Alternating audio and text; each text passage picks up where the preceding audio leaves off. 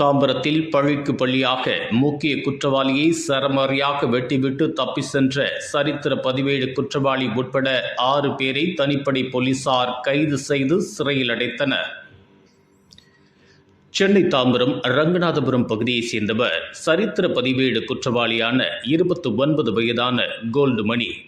கடந்த ஜனவரி மாதம் அதே பகுதியைச் சேர்ந்த 23 வயதான வினோத் என்பவரிடம் அவ்வப்போது தகராறில் ஈடுபட்டு வந்ததால் ஆத்திரமடைந்த வினோத் முக்கிய குற்றவாளியான சச்சின் மற்றும் நண்பர்களுடன் சேர்ந்து கோல்டு மணி வீட்டில் வெடிகுண்டை வீசி கொலை முயற்சியில் ஈடுபட்டனர்.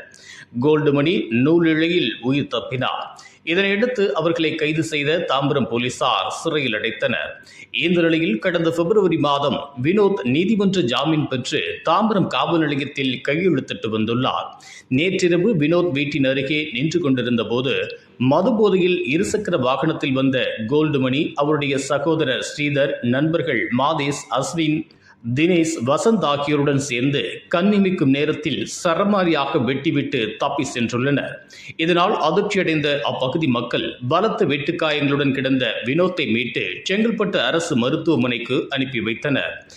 சம்பவம் குறித்து வழக்கு பதிவு செய்த தாம்பரம் போலீசார் தனிப்படை அமைத்து திருநீர்மலை பகுதியில் பதுங்கியிருந்த சரித்திர பதிவேடு குற்றவாளியான கோல்டு மணி உட்பட 6 பேரை சுற்றி வளைத்து பிடித்த போலீசார் அவர்களிடமிருந்து 3 பட்டாக்கத்திகள், 6 செல்போன் மற்றும் இருசக்கர வாகனத்தையும் பறிமுதல் செய்து நீதிமன்றத்தில் ஆஜர்படுத்தி சிறையில் அடைத்தனர். இதுபோன்ற உள்ளூர் செய்திகள், மாநில செய்திகள் மற்றும் பயனுள்ள தகவல்களை உடனுக்குடன் தெரிந்து கொள்ள GST ஆன்லைன் மீடியாவை இலவசமாக சப்ஸ்கிரைப் செய்து கொள்ளுங்கள்.